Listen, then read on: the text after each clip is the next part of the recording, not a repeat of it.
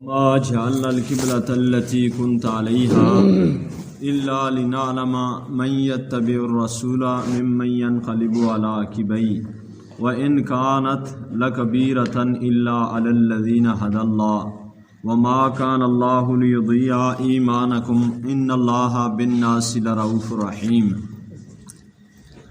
اور نہیں مقرر کیا ہم نے بیت المقدس کو قبلہ جس پر آپ اب تک تھے مگر اس لیے کہ ہم دیکھ لیں کہ کون پیروی کرتا ہے ہمارے رسول کی اور کون مڑتا ہے الٹے پاؤں۔ بے شک یہ حکم بہت بھاری ہے مگر ان پر بھاری نہیں جنہیں اللہ نے ہدایت فرمائی، اور نہیں اللہ کی یہ شان کہ ضائع کر دے تمہارا ایمان۔ بے شک اللہ تعالیٰ لوگوں پر بہت ہی مہربان اور رحم فرمانے والا ہے۔ اس آیہ مبارکہ میں اللہ تعالیٰ نے یہ ارشاد فرمایا کہ لنعلم من یتبع الرسول۔ نعلم کا مطلب ہوتا ہے کہ ہم جان لیں، لیکن عربی چونکہ ایک فصیح زبان ہے، فصیح زبان سے مراد یہ ہے کہ لفظ ایک ہوتا ہے اس کے معنی کئی ہوتے ہیں، ٹھیک ہے؟ تو اس طرح کے کئی لفظ ہیں، اور نعلم کا بھی لفظ ایک ہوتا ہے دیکھ لینا، ایک ہوتا ہے جاننا، علم۔ تو کافی سارے علم وہ ہوتا ہے جس علم کے ساتھ سرکار دو جہاں صلی اللہ علیہ وسلم کا نور ہدایت انسان کو مل جائے، جس عالم کو نبی پاک صلی اللہ علیہ وسلم کا علم کے ساتھ فیض مل جائے تو وہ عالم ربانی ہوتا ہے اور اس علم کی سمجھ آتی ہے۔ اور جس علم میں نور مصطفیٰ صلی اللہ علیہ وسلم نہ ہو تو دیکھ لیں کہ شیطان 14 طبق کا عالم تھا، لیکن جب نبی کی توہین کی، اور اس کے بارے میں بھی یہی بات ہے کہ حضرت آدم علیہ السلام کی اس نے توہین کی، اور بعض مفسرین نے لکھا بھی ہے کہ حضرت آدم علیہ السلام کی پیشانی مبارک میں سرکار دو جہاں صلی اللہ علیہ وسلم کا نور مبارک تھا، تو اللہ نے اس نور کو سجدہ کرنے کا حکم دیا تھا تو اس نے انکار کر دیا۔ تو اس کے پاس اتنا علم تھا لیکن اس کے باوجود بھی وہ گمراہ ہو گیا اور کافر ہو گیا۔ تو بعض مولویوں نے یہاں پہ اللہ تعالیٰ کے لیے یہ ترجمہ کیا ہے کہ اللہ تعالیٰ نے فرمایا کہ لنعلم، ہم نے یہ قبلہ اس لیے مقرر کیا ہے تاکہ ہمیں علم ہو جائے، مجھے علم ہو جائے کہ کون ہمارے رسول کی پیروی کرتا ہے۔ آپ اندازہ لگائیں کہ اللہ تعالیٰ کے بارے میں ایسا جملہ کہنا کہ وہ کہے کہ مجھے علم ہو جائے، اس سے مراد یہی ہے نا کہ پہلے وہ جانتا نہیں ہے، اور جب قبلہ مقرر کرے گا تو اس کے بعد پتہ چلے گا کون رسول کی پیروی کرتا ہے کون رسول کی پیروی نہیں کرتا۔ حالانکہ اللہ تعالیٰ کائنات کو بنانے سے پہلے اس کا علم ایسا ہے، ہر مسلمان کا یہ عقیدہ ہے کہ وہ ازل سے ابد تک تمام کائنات کی ایک ایک چیز کو جانتا ہے، اسے پتہ ہے کون کیا کرے گا کون کیا نہیں کرے گا۔ تو جن مولویوں نے یہ ترجمہ کیا ہے وہ دوسری کمپنی کے مولوی ہیں، تو جو بندہ بھی ترجمہ پڑھے گا اس کے ذہن میں یہ بات آئے گی، شعوری طور پہ نہ ہی تو لا شعوری طور پہ اس کے ذہن میں یہ عقیدہ اس کا بن جائے گا کہ پہلے نہیں پتہ تھا اللہ تعالیٰ کو، لیکن بعد میں پتہ چل گیا کون رسول کی پیروی کرتا ہے کون نہیں کرتا۔ لیکن قربان جائیں، نبی پاک علیہ السلام نے فرمایا کہ میری امت میں ایک جو ہے طبقہ ایسا ہوگا جو ہمیشہ حق پہ رہے گا۔ تو یہ چیز سمجھ قرآن کی عشق مصطفیٰ صلی اللہ علیہ وسلم سے نصیب ہوتی ہے۔ نور مصطفیٰ کا مطلب یہ ہے کہ نبی پاک علیہ السلام کا نور اس وقت ملتا ہے جب انسان کے دل میں نبی پاک علیہ السلام کی محبت ہو۔ تو امام احمد رضا محدث بریلوی رحمۃ اللہ تعالیٰ علیہ، آپ کی عظمت پہ قربان، آپ نے فرمایا کہ مولویوں اس کا ترجمہ جان لینا نہیں ہے، جانتا تو وہ پہلے بھی ہے، اس کا ترجمہ ہے تاکہ ہم دیکھ لیں، ٹھیک ہے، ہم دیکھ لیں کہ کون پیروی کرتا ہے ہمارے رسول کی اور کون الٹے پاؤں پلٹتا ہے. تو دیکھنے اور جاننے میں فرق ہے. یعنی واقعہ وقوع پذیر ہوگا، کوئی واقعہ ہوگا تو وہ دیکھا جاتا ہے، لیکن علم اللہ تعالیٰ کو کائنات کی ہر چیز کا پہلے سے موجود ہے. تو اس کے بعد اللہ نے یہ بھی فرمایا کہ بے شک یہ حکم بہت بھاری ہے، مگر ان پر بھاری نہیں جنہیں اللہ نے ہدایت فرمائی. تو کوئی بھی حکم ہو، جس طرح نماز ہے، بعض لوگوں کے لیے یہ قیامت ہے صبح کو اٹھ کے نماز پڑھنا یا عشاء کی نماز پڑھنا، اور حدیث پاک میں بھی ہے کہ منافقین پر عشاء اور نماز فجر، صبح کی نماز بہت بھاری ہیں. اگر انہیں پتہ چل جاتا کہ ان کا اجر و ثواب کیا ہے تو یہ زمین پر گھسٹتے ہوئے بھی مسجد میں نماز پڑھنے کے لیے آتے. اس کا اجر و ثواب اتنا زیادہ ہے. تو یعنی اللہ کا جس پر جتنا فضل ہوگا، وہ شریعت کے جتنے بھی احکام ہیں اس کے لیے وہ ہلکے محسوس ہوں گے، انہیں بھاری محسوس نہیں ہوں گے. حضرت جنید بغدادی رحمۃ اللہ تعالیٰ علیہ، آپ جب اپنی دکان کھولتے تو 800 رکعت نفل نماز پہلے ادا فرماتے.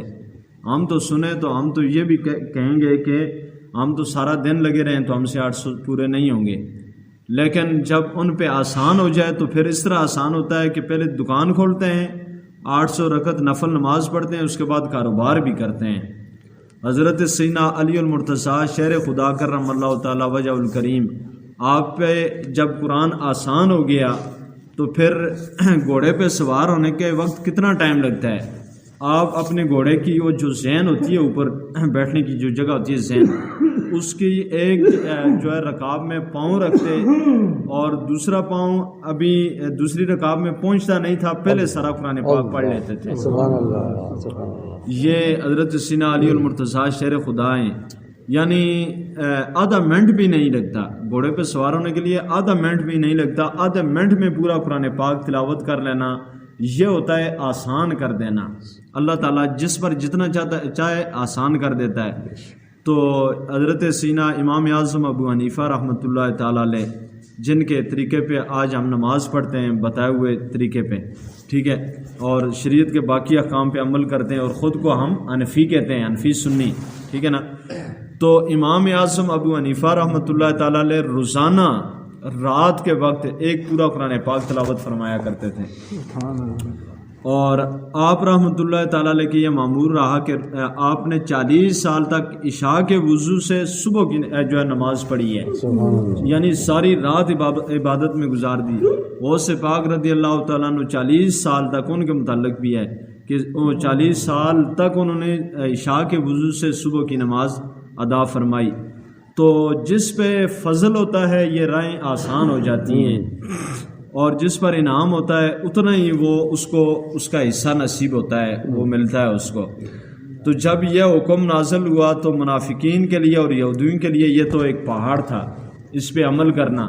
لیکن صحابہ کے متعلق مفسرین نے لکھا ہے کہ نبی پاک علیہ السلام کے پیچھے جو پڑھ رہے تھے نماز، بنی سلمہ کی ایک مسجد تھی جس کو آج مسجد قبلتین کہتے ہیں.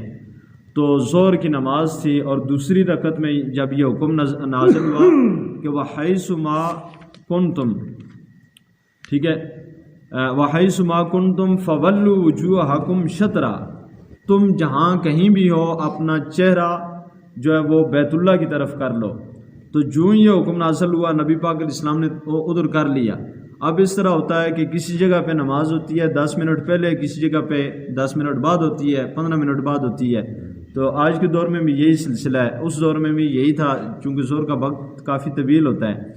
تو ادھر صحابہ کرام نے تو نبی پاک علیہ السلام کے پیچھے نماز پڑھ لی تھی، لیکن ظاہر ہے سارے صحابہ تو نہیں ہیں، کوئی کس بستی میں ہے، کوئی کس بستی میں ہے.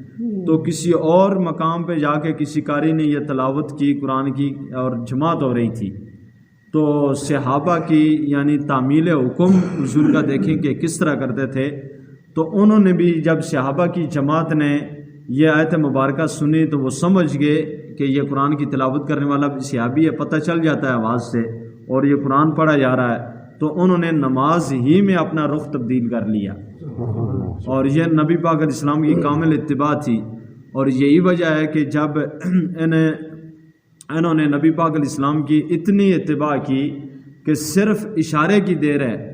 غسیل الملائکہ ایک صحابی ہیں، انہیں غسیل الملائکہ کہتے ہیں، اور وہ اس لیے کہا جاتا ہے کہ وہ غسیل الملائکہ کا مطلب ہے جنہیں غسل فرشتوں نے دیا ہو. تو نبی پاک علیہ السلام نے اپنے جو ایک صحابی کو فرمایا، غالباً حضرت بلال تھے یا حضرت ابو ہریرہ، کہ جہاد کے لیے فوراً نکلنا تھا، دیر نہیں کرنی. تو ایک صحابی ہیں، ان کی شادی اسی دن ہوئی تھی. تو شادی کی یعنی مطلب پہلی رات تھی ان کی، ٹھیک ہے، ان کی شادی ہوئی تھی. اور انہوں نے صبح کے وقت جب سحری کے وقت نبی پاک علیہ السلام کا یہ اعلان سنا تو وہ اٹھ کے باہر نکلے، اور اسی حالت میں وہ چل پڑے نبی پاک علیہ السلام کے لشکر کی جانب. تو جلدی میں جانا تھا، وہ چل پڑے. اب اس طرح ہوا کہ جنگ ہو گئی، اللہ تعالیٰ نے مسلمانوں کو فتح عطا فرمائی. تو وہ صحابی شہید ہو گئے جنگ میں، جن کی شادی ہوئی تھی وہ شہید ہوئے. تو نبی پاک علیہ السلام نے جو صحابہ شہید ہو گئے تھے ان کے جسد خاکی یعنی ان کی لاشیں تلاش کی. تلاش کرنے کے بعد ان کی لاش نہیں مل رہی تھی. تو تلاش کرنے کے بعد جب وہ زندوں میں بھی نہیں ہیں اور شہداء میں بھی نہیں ہیں، تو نبی پاک علیہ السلام نے غور فرمایا. تو آپ نے فرمایا اسے چھوڑ دیں. صحابہ حضور کی بارگاہ میں عرض کی کہ وہ مل نہیں رہے. آپ نے فرمایا کہ اسے چھوڑ دیں، اسے تو ملائکہ جو ہے وہ غسل دے رہے ہیں. سبحان اللہ. اور بعد میں ان کی بیوی سے نبی پاک علیہ السلام نے معاملات دریافت کیے کہ اسے غسل کیوں نہیں دیا گیا ہے، حالانکہ شہید کو غسل دینا جو ہے وہ منع ہے، ایسے ہی دفن کیا جاتا ہے انہی کپڑوں میں. تو ان کی بیوی نے کہا کہ جب اعلان کیا تو ان پہ غسل واجب تھا، لیکن اگر یہ غسل کرتے تو یہ کہنے لگے مجھے دیر ہو جائے گی. اور اتنی دیر بھی برداشت انہوں نے نہیں کی کہ میں غسل کر لوں. وہ اٹھے، اسی طرح زرہ اٹھائی اور چل پڑے. جب چلے تو انہیں اللہ نے یہ مقام دیا کہ فرشتوں نے انہیں غسل دیا، ٹھیک ہے، اور غسل دیا. اس کے بعد اس طرح ہوا کہ نبی پاک علیہ السلام نے فرمایا کہ یہ تو غسیل الملائکہ ہیں. ان کا لقب ہی غسیل الملائکہ، وہ ہستی جنہیں فرشتوں نے غسل دیا ہو، یہ ان کا لقب پڑ گیا. تو پھر صحابہ کو یہ مقام اس لیے ملتا ہے کہ ایک لمحے کی تاخیر بھی برداشت نہیں ہے. حضرت سفینہ رضی اللہ تعالیٰ عنہ، آپ بھی ایک جہاد کے سفر میں، صحابہ کے جتنے بھی سفر آپ دیکھیں گے جہادی والے ہیں، تو آپ جہاد کے سفر میں ہیں تو اپنے لشکر سے بچھڑ گئے. جنگل کا راستہ ہے. حضرت سفینہ رضی اللہ تعالیٰ عنہ چل پڑے. حضرت سفینہ کا کچھ اور نام کتابوں میں لکھا ہے، تو سفینہ کشتی کو کہتے ہیں. نبی پاک علیہ السلام کسی اور سفر میں تھے تو یہ تھوڑے ہنس مکھ تھے یعنی مزاحیہ تھے، ٹھیک ہے نا. تو صحابہ کرام ایک بھی آتا تو اپنا سامان مذاق کے طور پہ انہیں کہتا کہ یہ میرا سامان اٹھا لو، ٹھیک ہے، تو وہ اپنے کندھے پہ رکھ لیتے. دوسرے نے بھی، تیسرے نے بھی. وہ کافی سارا سامان، یعنی وہ ہنس مکھ تھے، ایسے بندے سے بندہ تھوڑا قریب ہو جاتا ہے. تو سارا سامان انہوں نے اپنے کندھے پہ رکھا ہوا تھا. اتنا سارا سامان دیکھا تو نبی پاک علیہ السلام نے فرمایا یہ انسان ہے کہ سفینہ ہے، ٹھیک ہے، یہ انسان جا رہا ہے کہ سفینہ یعنی کشتی ہے، کتنا سامان اس پہ لاد دیا ہے. تو قربان جائیں حضور کی زبان مبارک سے اگر ویسے بھی کوئی لفظ نکل جاتا ہے عذرائے مزاح بھی، تو وہ بھی لفظ جو ہے وہ ایک تاریخ بن کر رہ جاتا ہے. تو آج تک ان کی چیدہ کسی کتاب میں کوئی تحقیق کے بعد کوئی نام لکھا ہو تو لکھا ہو، ورنہ ان کا نام جو نبی پاک علیہ السلام کی زبان سے اس وقت نکلا تھا وہ سفینہ ہی چل پڑا. تو آج بھی جس کتاب میں دیکھیں تو حضرت سفینہ لکھا ہوتا نظر آئے گا آپ کو. تو حضرت سفینہ سفر میں تھے، جہاد کے سفر میں، تو اپنے لشکر سے بچھڑ گئے. جب بچھڑے تو جنگل آ گیا، رات کالی رات ہے، جنگل ہے، جنگل ہے، تو راستہ بھول گئے. اور اسی اسنا میں حضرت سفینہ چونکہ جنگل میں تھے تو آپ کے سامنے شیر آ گیا. تو انسان کے سامنے شیر آئے، ظاہر ہے شیر ایک ایسا درندہ ہے انسان کے اوسان ہی خطا ہو جاتے ہیں. تو اس وقت حضرت سفینہ رضی اللہ تعالیٰ عنہ نے، اس شیر نے حملہ کرنا چاہا تو حضرت سفینہ نے کہا کہ اے شیر مجھ پہ حملہ کر لے، لیکن میں جناب محمد رسول اللہ صلی اللہ علیہ وسلم کا غلام ہوں، میں محمد مصطفیٰ صلی اللہ علیہ وسلم کا صحابی ہوں، بس یہ لفظ کہے تو کتب سیر میں آتا ہے کہ اس جنگلی درندے نے اپنی فطرت بدل دی۔ عادت بدل جاتی ہے پریکٹس کرنے سے، ٹھیک ہے، لیکن فطرت جو ہوتی ہے وہ کبھی نہیں بدلتی۔ فطرت اللہ تعالیٰ کی پیدا کی ہوئی چیز ہے، جس طرح آگ ہے تو اس کا فطرت ہے جلانا، ٹھیک ہے نا، تو اس کی بندہ کہے کہ ہم اس کی فطرت نکال دیں تو فطرت نہیں نکلے گی۔ لیکن ایک ہوتی ہے عادت، کسی انسان میں جس طرح جھوٹ بولنے کی عادت ہو جائے تو اس کو تبدیل کرنا ممکن ہے، ہفتہ وہ برداشت کرے گا، 2 ہفتے کرے گا، وہ عادت ختم ہو سکتی ہے، لیکن جس چیز کی جو فطرت بن جائے وہ تبدیل نہیں ہوتی۔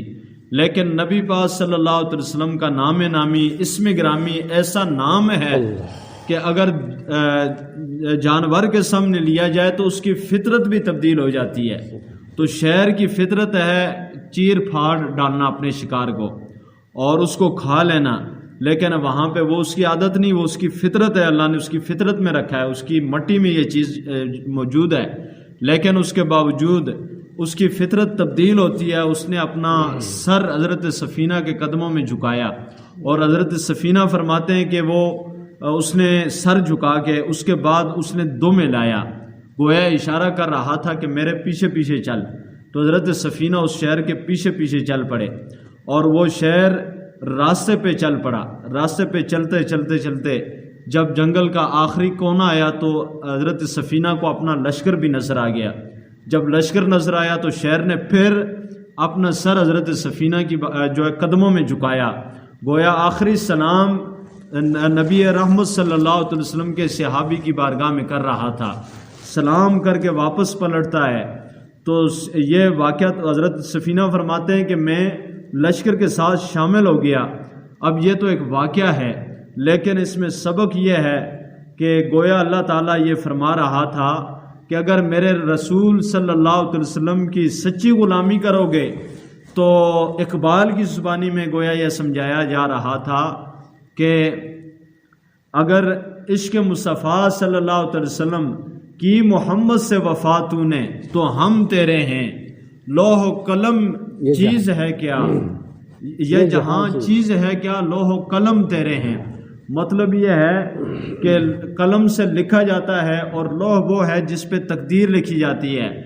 تو گویا اللہ تعالیٰ یہ فرما رہا ہے کہ بندے اگر تو میرے محبوب سے وفا کرے گا تو پھر اپنی تقدیر لکھنے والا بھی تو ہے اور اس پہ عمل کرنے والا بھی تو خود ہوگا، ٹھیک ہے۔ انسان کی تقدیر ایسی بنتی ہے گویا اس نے اپنے ہاتھوں سے لکھی ہو، اپنی مرضی سے لے کے وہ اس پہ عمل پیرا ہو۔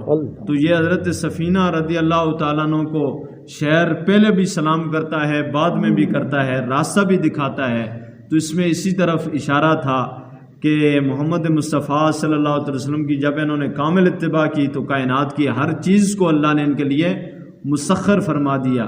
تو اس آیہ مبارکہ میں بھی یہی حکم ہوا کہ جہاں کہیں تم پر ہو اپنا منہ اس طرف جو ہے پھیر لو، بیت اللہ شریف کی طرف۔ تو صحابہ نے سنتے ہی اپنا چہرہ اس طرف کر لیا، اور پھر اللہ نے ان کے ایمانوں کی مثالیں دیں۔ آگے اللہ نے، یہ تو صحابہ کی بات تھی پیچھے، لیکن جہاں پہ اچھے لوگ ہوتے ہیں وہاں پہ برے بھی ہوتے ہیں، جہاں پہ صحابہ ہیں وہاں پہ کافر بھی تو تھے۔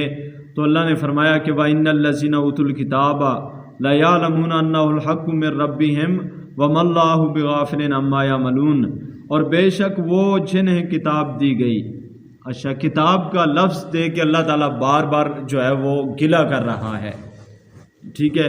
تو میں نے پہلے بھی 2 مرتبہ یہ عرض کی تھی کہ گلہ اپنوں سے کیا جاتا ہے کہ جب اپنے بگڑ جائیں تو ان پہ گلہ ہوتا ہے پھر۔ تو وہ یہودی ایسے لوگ تھے جنہیں کتاب دی گئی تھی، اور اس کتاب میں یہ بات موجود تھی کہ قبلہ وہ ایسا رسول ہوگا، رسول نبی آخر الزمان جو صاحب قبلہ تعین ہوں گے، یعنی پہلے ایک قبلے پہ نماز پڑھیں گے اور ان کی جو ہے ادا پہ اللہ تعالیٰ قبلہ کو تبدیل فرمائے گا، اور 2 قبلوں والے ہوں گے، صاحب قبلہ تعین ہوں گے۔ یہ کتاب تورات میں یہ بات موجود تھی، لیکن اس کے باوجود انہوں نے، یہودیوں نے جب انکار کیا تو اللہ نے فرمایا بے شک وہ لوگ، وہ جنہیں کتاب دی گئی ضرور جانتے ہیں کہ یہ حکم برحق ہے، کیونکہ تورات میں موجود ہے ان کے رب کی طرف سے، اور نہیں اللہ تعالیٰ بے خبر ان کاموں سے جو وہ کرتے ہیں، یعنی جو بھی کرتے ہیں اللہ تعالیٰ تو سب جانتا ہے۔ نبی پاک علیہ السلام نے انہیں کافی دلیلیں دیں اور انہیں بتایا کہ میں صاحب قبلتین ہوں۔ یہ باتیں تو انبیاء نے آپ کو بتائی ہیں، لیکن وہ پھر بھی ہٹ درم تھے۔ وہ گدھا تھا نا، گدھے کی مثال ایک ہوتی ہے، جب انسان کی عقل پہ پردے پڑ جائیں تو پھر جو مرضی ہے کریں، اس کی عقل پہ مہر جو لگ چکی ہے اللہ کی طرف سے۔ تو یہودیوں کی مثال اللہ تعالیٰ نے، یہ میں نہیں دے رہا، یہودیوں کی مثال سورۃ الجمعہ میں 28ویں سپارے میں آئے گی۔ اللہ تعالیٰ نے گدھے کی مثال دی ہے کہ گدھے کی پشت پہ کتابیں لاد دو تو وہ عالم تو نہیں ہو جاتا۔ تو یہی مثال اہل کتاب کی ہے کہ ان کے پاس کتاب تو ہے لیکن یہ گدھے کی طرح ہو چکے ہیں ان کے عقل۔ اور گدھے کی مثال اس طرح ہے کہ وہ ایک بندہ تھا، وہ گدھے کو کھینچ رہا تھا آگے کی طرف، کسی راستے پہ لے جانا چاہ رہا تھا، تو اس نے پورا زور لگایا، گدھا ادھر نہیں جا رہا۔ تو کوئی عقل مند انسان، کوئی سیاںا وہاں سے گزرا تو اس نے کہا بھائی اگر اس کو اس طرف لے جانا ہے تو اس کو پیچھے کی طرف دھکیل۔ اس نے پیچھے کی طرف اس کو دھکیلا تو وہ گدھا آگے کی طرف جس طرف اس سے لے جانا تھا وہ ادھر جانا شروع ہو گیا۔ تو یہ گدھے کی مثال ہوتی ہے، یعنی بے وقوف ہوتا ہے۔ تو اہل کتاب کی بھی مثال جو ہے وہ گدھے کی دی گئی ہے 28ویں سپارے میں۔ تو کافی ساری دلیلیں نبی پاک علیہ السلام نے انہیں دیں لیکن وہ نہ مانے کیونکہ عقل ہی نہیں تھی۔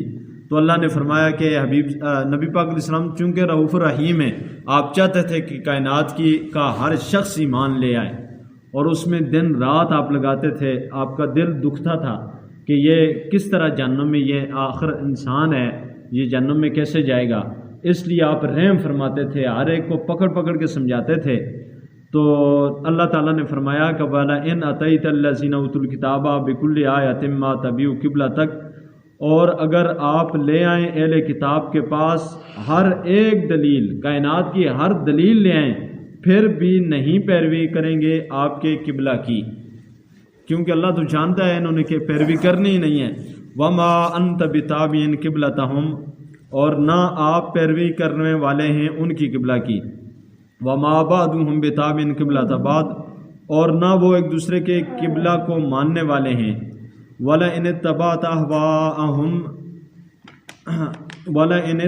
أَهْوَاءَهُم مِّن بَعْدِ مَا جَاءَكَ مِنَ الْعِلْمِ إِنَّكَ إِذًا لَّمِنَ الظَّالِمِينَ، اور اگر بفرض محال آپ پیروی کریں، یہاں پہ خطاب جو ہے مفسرین نے یہ بات لکھی ہے کہ یہاں پہ بات نبی پاک علیہ السلام سے کی جا رہی ہے اور سمجھایا امت مسلمہ کو جا رہا ہے اس بات میں کہ اگر آپ پیروی کریں ان کی خواہشوں کی، اس کے بعد کہ آ چکا آپ کے پاس علم، تو یقیناً آپ اس وقت ظالموں میں شمار ہوں گے۔